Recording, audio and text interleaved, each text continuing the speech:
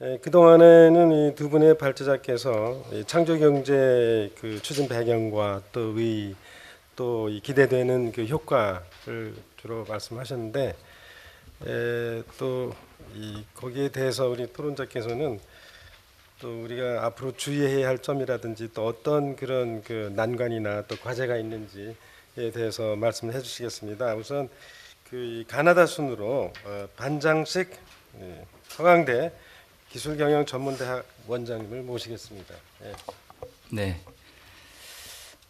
잘 들었습니다. 이 일부기 때문에 저는 이 창조 경제의 전반적인 사항에 대해서 좀 말씀을 드리겠습니다. 우선 그 기본적인 방향에 대한 이야기하고, 두 번째는 어떤 요인이 창조성을 촉진하는가, 그 다음에로 그러면 어떤 분야에 좀 우리가 중점을 둬야 되는가,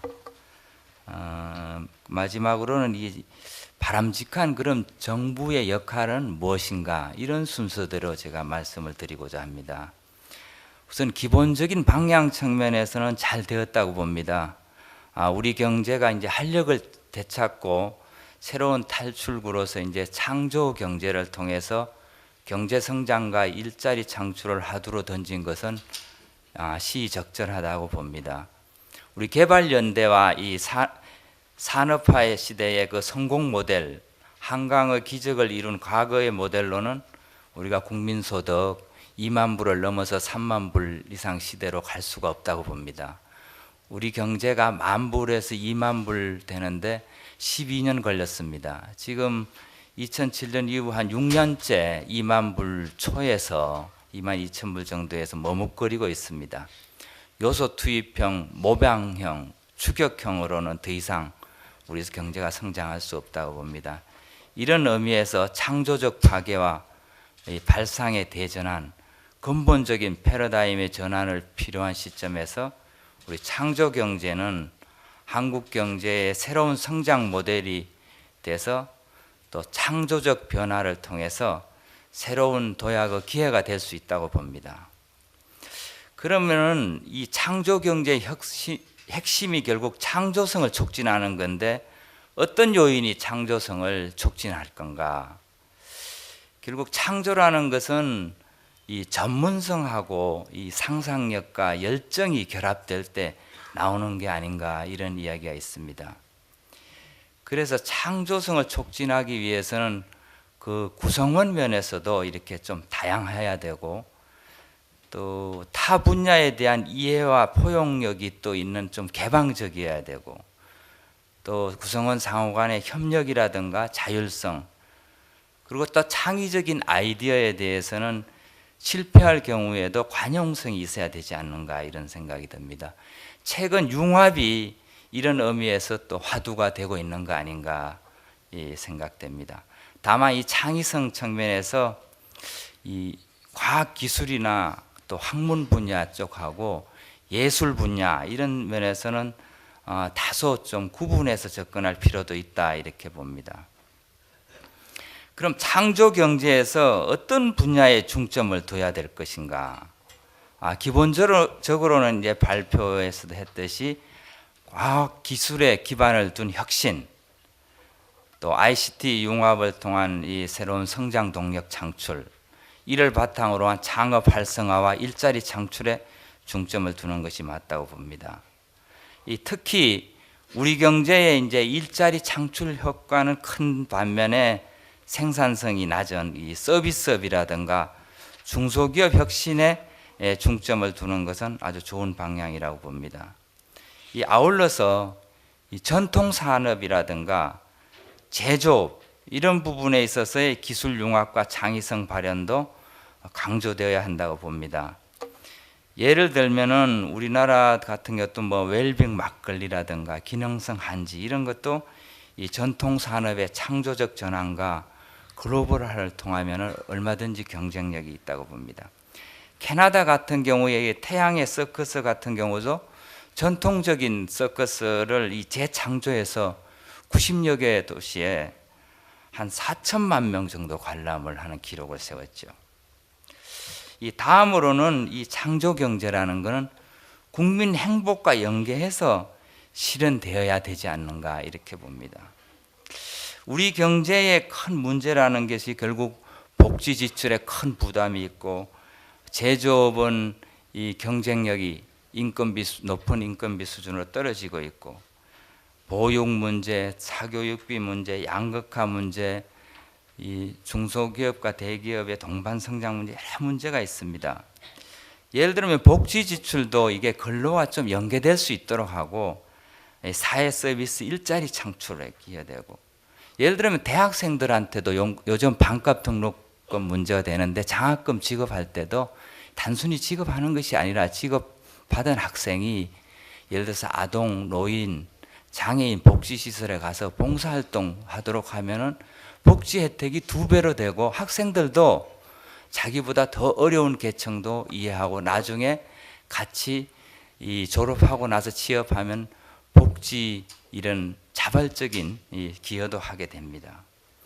예를 들면 아파트 같은 한데 이제 상가주택, 건물 이런 부분이 요즘 뭐 어렵다고 하고 이러는데 이런 것도 예를 들면 1, 2층 뭐 이런 부분은 지금처럼 하더라도 이 3층, 4층 뭐 이런 부분에는 우리 주부 인력들 정말 우수합니다. 좀 활용해서 우리 첨단 산업 부분에 이렇게 좀 부품 제조업이라든가 이런 쪽을 친환경적인 걸 하면은 또 실제 대기업에 은퇴한 우수한 분들이 경영하고 인력은 주부들 인력 활용하고 이렇게 하면은 우리가 뭐 지금 개성공단의 인건비라든가 중국의 인건비 낮은 진출하는 이런 문제도 상당히 좀 품질도 높이면서 해결할 수 있지 않느냐 이런 측면에 하면서 또 같은 건물에 보육시설도 두고 또 사교육시설도 둬서 대학생들이 아르바이트 이런 데 와서 하도록 하면은 이 사교육비 문제 그 다음에 보육 문제 서민 여성 경제활동 참가 높이는 문제 그에 따른 소득과 일자리 창출 그 다음에 그렇게 되면 또 대기업과 중소기업 간의 동반 성장 이런 문제 여러 가지가 좀 할 수도 있지 않겠는가 이런 생각도 해볼 수 있다고 봅니다. 창업은 또 가능하면 이렇게 아무렇게나 이렇게 우리 뭐 숙박업소, 음식점, 유통업 이런 게 할 게 아니라 재직하던 직장에서 전문성과 사업 아이템을 찾아야 좀 성공할 수 있지 않을까 싶습니다. 기존 대기업에 축적되어 있는 기술 지식의 상업화라든가 스핀오프 이런 부분이 결국 성공할 수 있지 않는가 이렇게 봅니다. 기술 개발도 또 중요하지만은 성과를 극대화하는 것도 중요합니다. 예를 들면은 3M사 같은 경우는 사실 50가지 핵심 기술 가지고 6만 가지 제품을 만듭니다. 그래서 한 가지 기술 가지고도 최대한 다양한 방법으로 이렇게 창조하는 것, 변신하는 것 이것도 창조 경제 아닌가 이렇게 봅니다. 결국은 모든 분야에서 창조적 혁신이 활발히 일어나야 되는 거 아닌가 이렇게 봅니다. 다음으로는 저도 이제 정부에서도 오랫동안 근무했고 지금 학교에서도 이제 제가 5년 동안 이렇게 있었습니다만은 이 창조 경제를 위해서 바람직한 과연 정부의 역할이 무엇일까? 제일 중요한 것은 정부가 할 일, 하지 말아야 할 일을 잘 구분해야 된다고 생각합니다. 이게 이제 지나친 의욕을 가지고 서두르다 보면은 자칫 오히려 창의성을 저해하고 간섭이나 규제에 치우칠 우려도 있고 구체적인 방향과 또 범위를 너무 또 설정하는 것도 이 창의성을 저해할 수 있다고 봅니다. 두 번째로는 결국 각 분야에서 정부라는 것은 창의성이 활발히 이루어질 수 있도록 환경을 조성하는 거 아니냐. 그런 의미에서 인프라를 구축해주고 생태계를 구축하고 인력을 양성하고 분위기를 조성하는 게 중요하지 않느냐. 그런 측면에서 근래 이게 창조 경제에 대한 분위기 조성 굉장히 중요하다고 봅니다.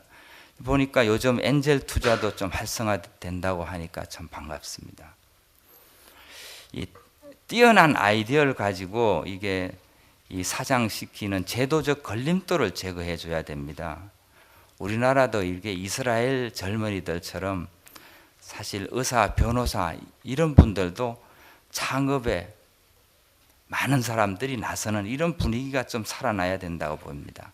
아이디어만 있으면 자금을 조달받을 수 있는 환경이 조성되고 실패에 대해서도 좀 관대한, 이렇게 되려면 기술평가 인프라가 또 구축돼야 됩니다. 이렇게 돼야지 기술 시장도 활성화되고 기술 이전도 되고 기술 검증도 활성화될 수 있지 않을까 봅니다. 다음으로 이게 정부의 결국 역할이 가장 중요한 것 중에 하나는 현재 정부에서 연간 16조 원을 R&D 예산으로 투입하고 있습니다.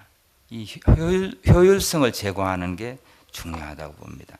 이제까지 양적 성장 위주라든가 또 정부의 인기 테마 위주로 지난 정부의 녹색 기술 뭐 하니까 태양광 이런 데 막 치우치던 이런 부분, 또 다음으로는 연구는 따로 비즈니스 따로 이렇게 가는 경향이 있습니다. 정부 R&D 특허가 기업으로 이전되는 게 지난 4년 동안 보면 5.7%밖에 안 됩니다. 대학 같은데 우리가 우수한 인력이 67% 모여 있습니다. 대학에 연구 개발 투자 많이 해서 특허 많이 나옵니다. 그런데 평가용인 경우가 많습니다. 현행 평가 시스템을 바꿔야 된다고 봅니다. 현재 SCI 논문 중심, 대학도 논문 중심으로 서열 매기는 문제. 이러다 보니까 논문도 빨리 나올 수 있는 논문, 적어도 3, 4년 안에 나올 수 있는 논문 중심으로 하고 그런 주제 중심으로 하게 됩니다. 그러니까 그 국가 R&D 사업 평가가 결국 결과 위주보다는 실질적인 내용, 프로세스 위주로 재편돼야 된다고 보고 평가 인맥에서도 좀 자유로울 수 있는 그 외국인 학자도 평가에 참여하는 것도 한번 고려할 필요가 있다고 봅니다. 정부 출연 연구소는 사실 우수한 기술 개발하라고 R&D 투자 많이 하고 있습니다. 그래서 연구소 기업도 설립했지만은 정말 시장에서 과연 경쟁력이 있는가 한번 살펴볼 필요가 있습니다. 다음으로는 결국 공공부문과 민간 부분이 협력 체계를 강화할 필요가 있다 봅니다. 정부는 기초과학을 육성한다든가 민간 쪽의 리스크를 좀 분담해주고 중소기업의 혁신 제품이 나올 때는 이걸 좀 구매를 해줘서 우수한 이런 기술 개발, 이런 혁신 제품이 많이 나올 수 있도록 도와줘야 한다 봅니다. 그리고 리스크도 좀 분담해줘야 된다 봅니다. 이스라엘의 요즈마 펀드 같은 경우에 결국 벤처기업의 마중물이 되는 것이 정부가 한 40% 되고 민간이 60% 하면서 정부가 리스크를 분담해 주는 거 아니냐. 호주가 땅이 넓고 포도가 많이 있었지만 와인 산업이 수입 국가였습니다. 근데 결국은 우리가 호주에 보면 공공과 민간 부분이 협력해서 혁신하는 결과 85년부터 97년까지 매년 한 36% 정도 연간 수출이 증가해서 지금 큰 수출 대국이 됐습니다. 끝으로 결국은 정부의 역할 중에서 앞으로 미래창조과학부, 기획재정부 역할이 중요하다고 봅니다. 모든 부처가 정부는 협력해서 추진해야 된다고 봅니다. 부처의 상충된 이해관계가 조정돼야 된다고 봅니다. 미래창조과학부는 인재하고 기업하고 지식을 연결시켜 줄 수 있는 매개체가 돼야 된다고 봅니다. 우리가 경제개발 초기에 경제기획원을 만들어서 추진 동력의 핵심 주체가 됐습니다. 그래서 1인당 79불에서 95년 10,000불까지 경제기획원이 주도가 돼서 달성했습니다. 이제 창조경제는 미래창조과학부하고 기획재정부가 중심이 돼서 주도적 역할을 해야 된다고 봅니다. 미래창조과학부는 이제 점차적으로 이 집행기능은 이제 각 부처로 조금 이양하고 경제기획원도 초기에 권한을 많이 가졌지만은 점점 집행 권한은 이양하고 스스로 규제 완화를 함으로써 우리 경제 발전의 동력이 되었습니다. 마무리 좀 주시죠. 자칫하면은 현안 중심의 집행 기능에 치우치다 보면 정책 기능이 함몰되는 우려가 있다고 봅니다. 그래서 종합 조정과 비전 제시, 정책 개발 이런 부분에 좀 집중해서 나간다면은 창조 경제의 컨트롤 타워로서 역할이 된다면 각 부처가 잘 역할할 수 있다고 봅니다. 감사합니다. 예, 감사합니다, 만 교수님. 다음은 이서구 대표님께서 하시겠습니다. 네, 카카오 이성우입니다. 먼저 그 창조 경제에 대해서 정책 세미나 하는데 나오라고 해서요. 제가 경제 전문가도 아니고 정책 전문가도 아닌데 약간 기분이 그 참호 속에서 소대원들 이끌고 막 전투하다가 그 합참 본부에 끌려 나와서 전술에 대해서 어떻게 생각하냐 이렇게 묻는 것 같아서 그냥 제가 그 참호 속에서 매일매일 겪고 있는 말씀 몇 가지만 드리겠습니다. 그 거꾸로 놓고 이제 이 창조 경제가 잘 되기 위해서는 뭐 대기업도 물론 할 역할이 있지만은 창업이 활성화가 되고 중소기업이 살아나야 된다는 데에 대해서는 이견이 없습니다만은 저도 어디 가서 이 젊은 친구들 보고 창업해라. 대기업 가지 말고 창업해서 정말 네 하고 싶은 거 하고 그 새로운 가치를 만들어내라라고 대놓고 얘기하기에는 현실적인 어려움들이 너무 많이 있습니다. 여러분들도 다 알고 있는 내용들일 거고요. 우선 이 창업을 했을 때 돈이 필요하잖아요.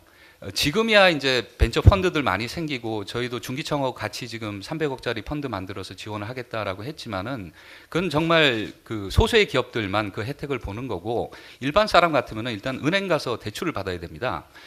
근데 은행이 사업계획서 보고 야 이거 정말 멋진 비즈니스네 우리가 그러면 투자할게 한번 열심히 해봐라고 하지는 않지 않습니까? 예. 그 담보 뭐 넣을 건데 이거부터 물어봐요. 그럼 담보 없으면은 어떻게 합니까?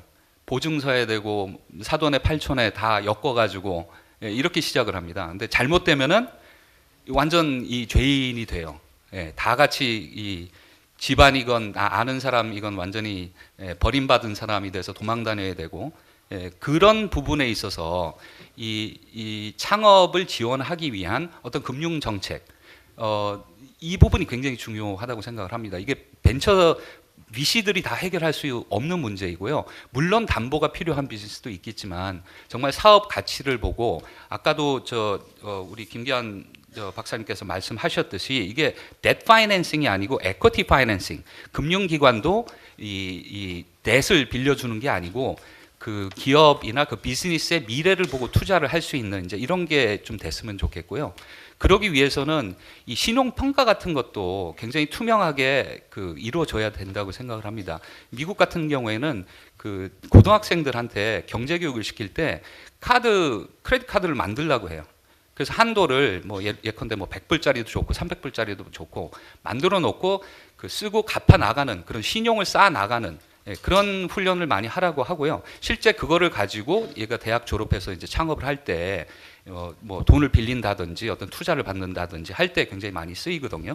그래서 이 여러 가지 면에서 이런 것들이 뒷받침돼야 되고 두 번째는 또 뭐냐면은 법 제도적인 보완 문제인데 창업을 해가지고 사업을 하다가 잘못됐어요. 잘못됐을 경우에 사기죄로 고소당하고 형사처벌을 받을 그런 그 위험이 굉장히 많습니다. 사업하다 잘못되면은 감옥 가요. 이런 게 있습니다. 우리나라의 그 형사처벌이 굉장히 쉽게 돼 있어요.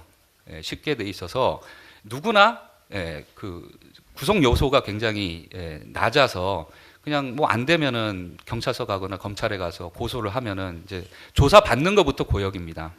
정당하게 투자를 받아가지고 내가 하다 잘 안 됐는데 그런 케이스들도 검찰 가거나 경찰 가거나 조사받고 또 이게 사기죄로 들어가고 우리나라는 어떻게 보면은 이 형사벌이 약간 민사의 돈을 받아내기 위한 수단으로 많이 사용이 됩니다. 돈을 못 받아내니까는 형사로 일단 걸어놓고 귀찮게 막 해가지고 민사로 돈을 받는 이런 거는 좀 생각을 해봐야 될 것 같습니다. 그리고 이제 글로벌 얘기 많이 합니다. 이 한국을 넘어서서 해외에서 성공을 해야 되는 그래야만 이 어떤 의미가 있는 이런 것들로 가는 게 맞고요. 이제 국경이 없어지고 하니까는 밖으로 나가는 것도 물론 중요하지만은 이 인재적 관점에서 글로벌 인재들을 우리나라에 데리고 올 수 있는 이런 방안에 대해서도 적극적으로 고민을 해봐야 된다고 생각을 합니다.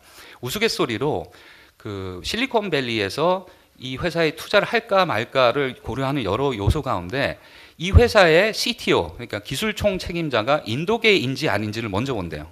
인도계가 아니면은 점수가 깎인답니다. 그건 왜 그러냐면은 인도 출신들의 그 정말 기술력 높고 임금이 싼 그런 친구들을 인도에서 데리고 올 수 있는 능력이 되느냐를 보는 거거든요. 실제로 실리콘밸리의 기술적 경쟁력의 대부분을 이 인도 출신들이 맡고 있고요. 그런 면에서 보자면은 우리도 그 뭐 소프트웨어 육성 좋습니다. 근데 이거는 뭐 한 20년 걸리는 얘기고요. 지금 당장 이거를 어떻게 해결할 거냐? 아시아 쪽에 굉장히 좋은 인재들이 많습니다. 인도뿐만이 아니고 뭐 방글라데시도 그렇고 동남아도 그렇고 좋은 인재들 데리고 와야 되는데 이게 굉장히 힘들어요. 굉장히 힘들어서 좀 전향적으로 이런 부분에 있어서도 좀 적극적으로 검토를 했으면 좋겠습니다. 두서없는 말씀 경청해 주셔서 감사합니다. 네, 감사합니다. 다음은 오늘 마지막 토론자 주영환 비서관님께서 해주시겠습니다. 네, 그 두 분 발제자님으로부터 아주 좋은 발제를 들었고 그 토론자 분들 통해 가지고 또 특히 그 우리 이석우 대표님 통해 가지고 현장에서 느끼는 어려움에 대해서 그 잘 들었습니다. 창조 경제를 둘러싸고 그 이슈가 되는 것은 크게 제가 볼 때 한 네 가지라고 생각이 됩니다. 첫째는 왜 지금 이 시점에서 창조 경제로 우리 경제를 전환시켜야 하느냐, why가 되겠죠. 그 다음 창조 경제가 도대체 뭐냐, what이 되겠고요. 그 다음에 가장 중요한 게 창조 경제는 어떻게 하면 달성할 수 있을까, how가 되겠습니다. 그리고 마지막으로 창조 경제를 하게 되면 지금까지 해왔던 전략하고 뭐가 달라질 건가, for what이 되겠죠. 일자리라든가 부가가치 측면에서 뭐가 달라질 거냐, 이런 대목이 되겠습니다. 저는 오늘 그 중에서 그 특히 하우 쪽에 많이 초점을 맞춰가지고 좀 말씀을 드리겠습니다. 하우에 들어가기 전에 그 저희가 보는 그 창조 경제의 what, 그 다음에 왜 창조 경제로 넘어가야 되느냐 하는 부분을 먼저 간략히 말씀드리겠습니다. 창조 경제는 한마디로 창의성과 상상력 그리고 과학기술, 특히 ICT를 기존 산업과 융복합화함으로써 기존 산업을 보다 더 부가가치화하고 고부가가치화하고 또 새로운 산업을 만들겠다는 그런 성장 전략입니다. 이걸 통해 가지고 그렇게 하다 보면 결과적으로 새로운 일자리도 만들게 되고 새로운 시장도 만들게 되는 겁니다. 그러면 창조 경제는 앞으로 올 경제냐? 아닙니다. 이미 와 있습니다. 여러분 갖고 계시는 스마트폰이 창조 경제의 가장 큰 예 중에 하나가 될 겁니다. 그러면 왜 이 창조 경제로 우리가 가야 되느냐 하는 거는 아까 그 제일 처음에 우리 그 김기환 박사님께서 잘 정리를 해주셨고 우리 반장식 원장님도 부연해서 말씀해 주셨지만 우리 경제가 지금까지 해왔던 그 성장 방식으로는 더 이상 생존하기가 어렵다는 거죠. 지금 우리 경제가 취한 가장 큰 문제는 저성장 기조의 장기화입니다. 저성장 기조가 장기화되다 보니까 경기가 나빠가지고 실업이 늘고 특히 청년 실업이라든가 또 분배도 악화되고 그리고 가계부채라든가 이런 그 잠재적인 위험 요인이 현재화될 가능성도 커지면서 보다 근본적으로는 계속 이렇게 그 투자라든가 이런 걸 안 하다 보게 되면 결과적으로 잠재 성장률이 떨어지게 됩니다. 우리가 그 최근 들어가지고 그 글로벌 금융 위기 이후에 가장 빠른 속도로 잠재 성장률이 그 떨어지는 국가 중에 하나가 됐습니다. 이런 상황을 그대로 그 방치할 수는 없습니다. 단기적으로 추경을 한다든가 부동산 대책을 한다든가 기업의 투자를 늘린다든가 아니면 수출을 촉진한다든가 하는 이런 경기 대책을 하는 것도 중요하지만 보다 근본적으로 이제까지 해왔던 그 경제 발전의 모델을 조금 바꿔봐야 되지 않겠냐. 많은 분들이 얘기하셨듯이 추격형, 그 다음에 요소 투입형으로는 더 이상 곤란하다. 이제는 선도형 그리고 생산성이라든가 창의성의 바탕을 둔 그런 경제로 근본적으로 전환시켜야 될 때가 왔다. 이게 그 what하고 why가 되겠습니다. 그러면 이런 창조 경제를 하기 위해서 어떻게 해야 되느냐 하는 how가 이제 가장 중요한 문제인데요. how는 저는 그 두 가지 그 관점에서 볼 수 있다고 봅니다. 하나는 수요 측면에서 접근하는 부분이 있고요. 또 하나는 공급 측면에서 그 생태계를 어떻게 만들어 줄 거냐. 창조 경제가 일어날 수 있는 융복합이 활발하게 일어날 수 있는 생태계를 어떻게 조성해 줄 거냐 하는 걸로 비결이 된다고 봅니다. 시장이 있으면 정부가 뭐라고 안 해도 다 연구개발도 하고 인력도 조성해가지고 다 합니다. 그래서 시장을 만들어주는 게 가장 중요합니다. 그게 수요를 창출해 주는 건데, 수요를 창출해 주기 위해서 정부가 해야 될 가장 큰 역할은 세 가지로 요약이 된다고 봅니다. 첫째는 융복합을 저해하는 규제가 우리 경제 곳곳에 만연해 있다는 거죠. 예컨대 ULS 같은 경우 보십시오. 테크놀로지는 이미 다 돼 있어요. 그런데 우리 의료법 때문에, 의료법에 따르면 진료는 페이스 투 페이스, 대면 진료밖에 안 됩니다. 그러다 보니까 기술이라든가 비즈니스 모델 다 있는데도 불구하고 시장에 갈 수가 없어요. 이런 융복합을 저해하는 규제를 어떻게 과감하게 풀 거냐 하는 게 첫 번째 가장 중요한 거고요. 그 다음 두 번째 중요한 게 뭐냐면, 대부분의 이런 그 융복합 초기 단계에서 활동은 창업기업이라든가 중소기업이 하게 되는데, 이 기업들 자체가 자기가 만든 비즈니스 모델이라든가 기술 아이디어 같은 걸 사업화할 수 있는 플랫폼 자체에서 배제가 된다면, 또 자기가 정당하게 만든 것에 대해서 정당한 대가를 받지 못한다면 그런 유인이 없을 겁니다. 아까 우리 김 박사님 얘기하셨듯이 보상 체제와 공정한 기회라고 생각이 되죠. 다시 말해가지고 누구나 자기가 노력한 만큼 정당한 대가를 얻게 해주는 거, 이것이 그 제일 중요한데, 특히 창업하고 중소기업 간의 관계, 그리고 대기업 간의 관계에 있어서는 결국은 대기업과 중소기업 간의 공정 경쟁을 어떻게 담보받느냐 하는 대목이 되겠습니다. 이것이 바로 경제민주화라고 볼 수 있겠죠. 그 다음에 이제 세 번째가 중요한 게 뭐냐면, 국내 시장만 갖고는 우리는 잘 안 됩니다. 너무 작습니다. 그게 결국 해외 시장으로 진출할 수 있도록 촉진을 해줘야 더 많은 부가가치, 더 많은 일자리가 만들 수 있게 되겠죠. 이처럼 수요, 창조경제의 수요를 만들어주고 창조경제 시장을 만들어주는 것은 융복합을, 아까 말씀드린 대로 융복합을 저해하는 규제를 과감하게 철폐하고, 그 다음에 대중소기업 간의 공정하고 투명한 경쟁을 확보하고, 그 다음에 해외 시장 진출을 촉진하는 겁니다. 정부도 이런 측면에서 이제 앞으로 특히 융복합을 저해하는 규제 같은 부분에 있어서는 과감하게 네거티브 리스트, 원칙 허용, 그 다음에 예외 금지식의 방식으로 그걸 풀어나갈 그런 계획을 갖고 있습니다. 다음으로 이제 중요한 게 공급 측면입니다. 공급 측면은 아까 많은 분들이 얘기를 하시는데, 결국 창조적인 인력을 어떻게 양성할 거냐, 창조적인 R&D를 어떻게 증진시킬 거냐, 창조적인 금융을 어떻게 뒷받침해 줄 거냐, 그 다음에 창조할 수 있는 분위기, 인프라 같은 걸 어떻게 깔아줄 거냐 하는 대목이 되겠습니다.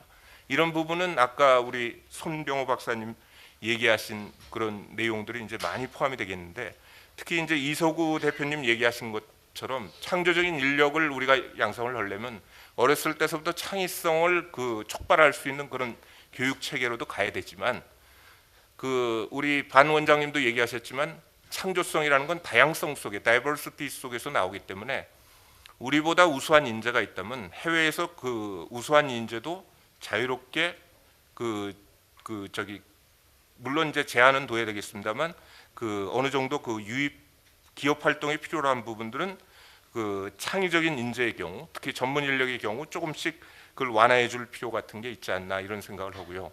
창조적인 R&D 분야에서도 우리가 좀 생각을 바꿀 필요가 있습니다. 여태까지는 인하우스, 자체적으로 하는 R&D만 인정을 하지만 앞으로는 다른 사람이 나보다 더 기술을 잘 개발했다면 그걸 사는 것도 R&D로 해줄 필요가 있습니다. 구글이라든가 이런 마이크로소프트라든가 상당 부분은 기술 생태계를 스스로 창조하기보다는 그런 기업들을 M&A 해가지고 되지 않습니까? 이런 부분에 대해서도 정부는 과감한 제도적인 뒷받침을 해주려고 하고 있고요. 창조금융 관련, 창조적인 이런 경제를 뒷받침할 금융 관련돼 가지고 이제 조금 이따가 좀 자세히 말씀을 드리도록 하겠습니다.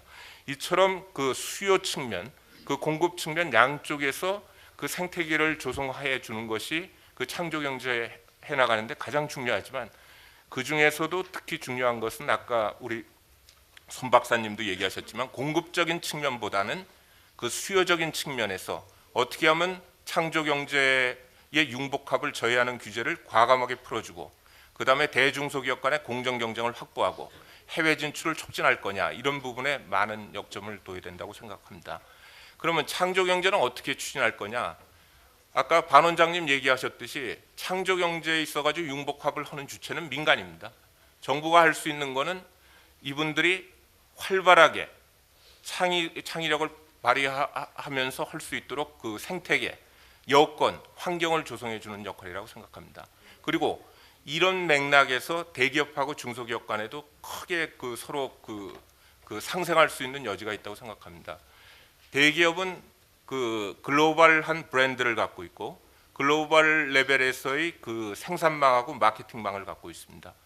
그리고 또 어떤 제품이든지 시스템 인테그레이션을 할 수 있는 능력을 갖고 있습니다. 중소기업은 그 과정에 그 밸류 체인에 하나하나에 이렇게 들어갈 수밖에 없을 텐데 우리 대기업들이 중소기업이 만든 아이디어라든가 비즈니스 모델을 적절하게 자기들 글로벌 브랜드라든가 마케팅망, 생산망을 통해 가지고 이렇게 세계로 나가는 데 도움을 준다면 그 부분도 서로 상생하면서 창조 경제 맥락에서 그 정부와 민간 간의 역할 분담도 중요하지만 민간 내부에서 대기업하고 중소기업 간의 그 역할 분담 면에서도 그 상당히 그 도움이 된다고 생각합니다.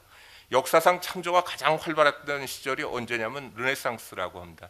그 르네상스 시대에 왜 활발했느냐를 보게 되면 한 세 가지 특성이 있었다고 봅니다. 첫째는 정치적 안정에 기반한 자유로운 그 사회 기조가 있었고요. 안정적이면서 자유로운 사회 기조가 있었고 또 메디치 가문의 그 재정적 지원이 굉장히 컸었고 무엇보다도 중요했던 것은 이런 환경, 재정 지원 하에서 공정하고 치열한 경쟁을 통해서 창의적인 아이디어가 분출되고 교환하는 그런 사회가 됐다는 점입니다. 정부가 해줘야 될 역할이 바로 이 세 가지 분야에서의 그 역할이 아닌가 이런 생각을 하고요.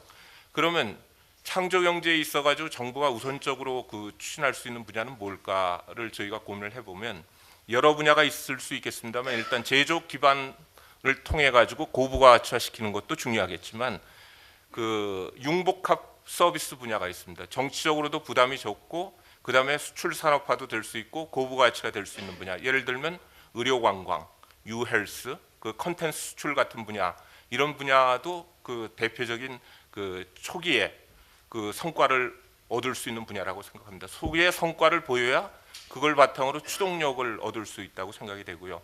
또 제조 기반한 서비스업도 우리가 굉장한 그 경쟁력이 있다고 봅니다. 우리가 세계적인 제조업 국가입니다. 그래서 예컨대 그 제조 기반 정유 시설이라든가 원자력 발전 시설 같은 것을 해외에 지어주고 거기에 메인터넌스 앤 오퍼레이션 즉 유지 보수 같은 걸 하게 된다면 그 부분도 굉장한 그 고부가치가 될 수 있는 분야가 될 거고요.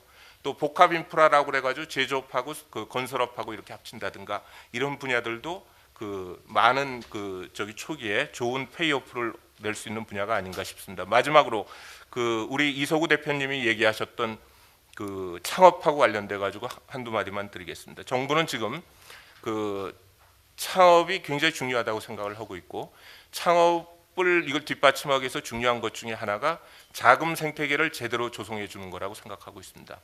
아까 말씀하신 대로 융자 중심에서 투자 중심으로 에쿼티 중심으로 어떻게 금융 환경을 바꿔주느냐 그리고 구체적으로 그 발전 단계별로 보게 되면 가장 자금 애로사항이 있는 데가 초기 단계입니다.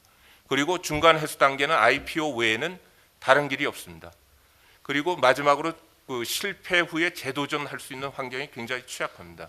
이 세 가지 분야에 대해서 여태까지와는 다른 굉장히 그 저기 창의적인 그 정책 대안을 정부가 그 좀 내놓으려고 하고 있습니다. 예컨대 창업 초기에 높은 투자 위험을 완화할 수 있도록 엔젤 투자를 유인할 수 있는 그런 제도뿐만 아니라 그 M&A 등 중간 해수가 활성화될 수 있도록 하면서 벤처 1세대가 있습니다. 이 벤처 1세대 분들은 사업을 어떻게 하면 성공하고 어떻게 하면 실패하고 또 기술이 어떻게 유망한지 아닌지를 잘 알 수 있는 이런 분들입니다. 이런 분들이 일정 조건 하에서 다시 그 재투자한다면 이분들이 그 일종의 엔젤 그 경험 있는 엔젤 그룹이 될 수 있다고 생각합니다. 이런 것들을 뒷받침하기 위한 그 과감한 그 세제, 금융, 규제상의 그 제약 같은 걸 풀어줄 그런 생각이 있고요. 그런 구체적인 대안들은 저희가 그 관계부처가 지금 합동으로 미래창조과학부를 포함해가지고 기획재정부 금융위원회 해가지고 지금 한참 그 작업하고 있습니다. 아마 한 5월 중순쯤 되면 여러분들께 그 선순환 자금 생태계 관련돼 가지고 이런 분야의 애로를 해소해 주는, 아까 이제 그 실패 후 재도전하는 데 있어 가지고 제약 같은 부분도, 그 금융상의 제약이라든가 이런 부분들도 과감하게 좀 덜어주는 이런 대안 같은 것들도 정부가 그 강구를 하고 있습니다. 그렇지만 창조 경제를 실제 그 이끌어가는 분들은 바로 그 민간에 계신 여러분들이고, 정부는 그걸 그 촉진할 수 있는 여건, 이런 생태계를 조성하는 그런 데에 매진할 수밖에 없다고 봅니다. 예. 예, 감사합니다, 배관님. 저 시간이 다 됐습니다. 그동안 좋은 말씀들 많이 들었고요. 특히 이 창조 분위기가 상당히 중요한데 어떻게 하면은 창조 분위기를 좀 조성할 수 있을까? 여기에 대해서는 이따가 이 종합 토론 때 제가 말씀드리기로 하고, 이제 이 시간에 두 분의 발표자와 또 세 분의 토론자를 모시고 또 여러분들께서 이 경청해 주신 것에 대해서 감사를 드리고, 이 발표자와 토론자에 대해서 격려의 박수로 이 세션을 모두 마치겠습니다. 감사합니다.